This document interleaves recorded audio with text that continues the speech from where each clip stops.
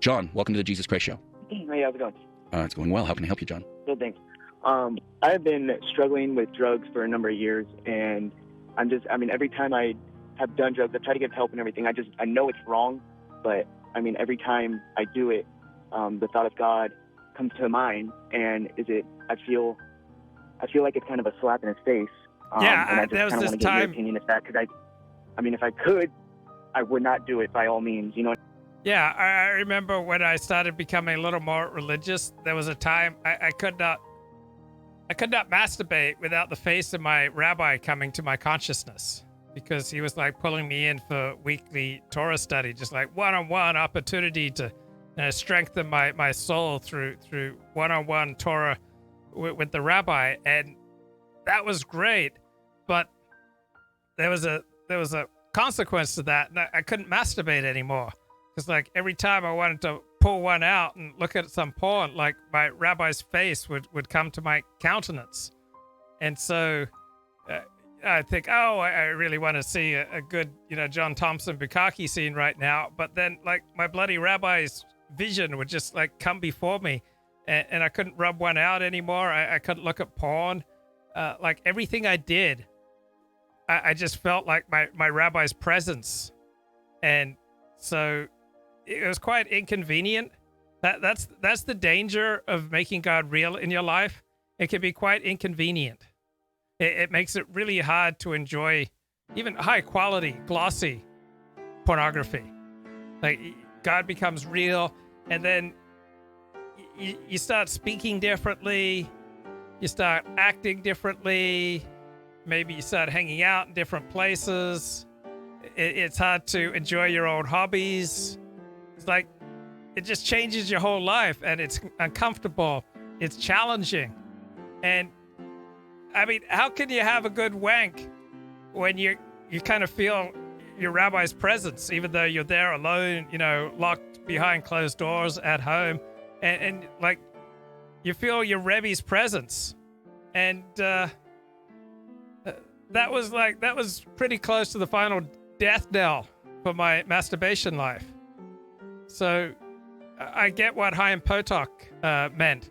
Chaim Potok, the great Jewish novelist, he was a big fan of the Lubavitcher Rebbe, and he was offered an opportunity to meet with the Lubavitcher Rebbe, but he declined because he was too afraid that it would change him, that the intensity of that holiness connection would change him. So when I jumped into Orthodox Judaism, I didn't have this understanding. I was just like, the more connection, all right, the more intensity, the more God in my life, the more Torah in my life, the more rabbi in my life, this could only be good.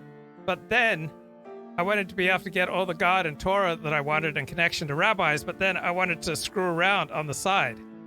And these two forms of life were not compatible. Like either you're going to give up praying because you're masturbating so much, or you're going to give up masturbating because there is reality and truth to your prayers.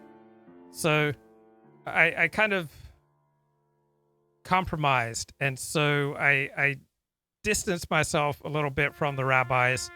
I completely cut off masturbation, and this is playing taps for my wank life. Like my wank life forever came to an end in June of 2013. So I've been free from self-abuse for about 8 years now.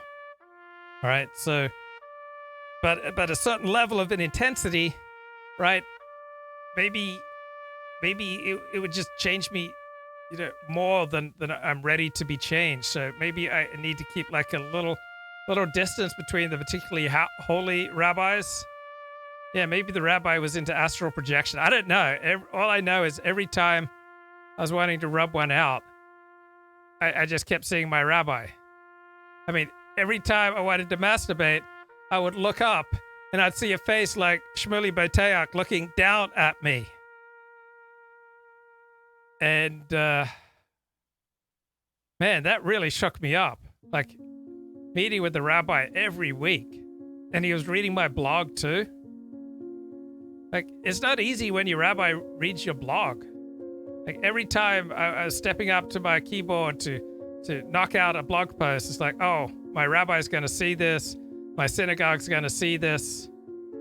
I wonder what they're going to think about this. Okay, that's why most people, I think this is the primary reason most people don't want to be religious, because there are certain requirements that come with that.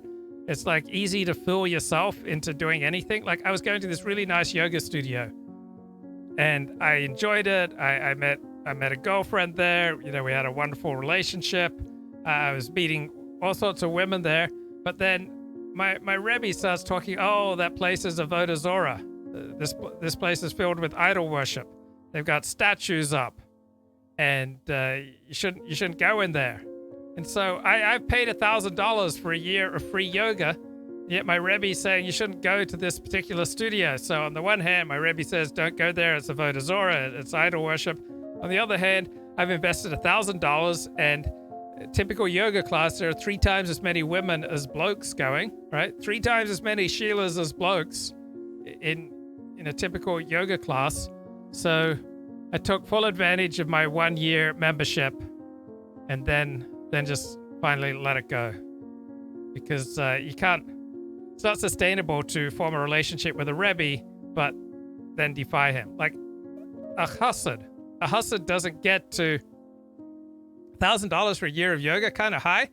That was unlimited yoga, bro. I could go to 3 yoga sessions in a day. So I probably went to 200 to 250 classes.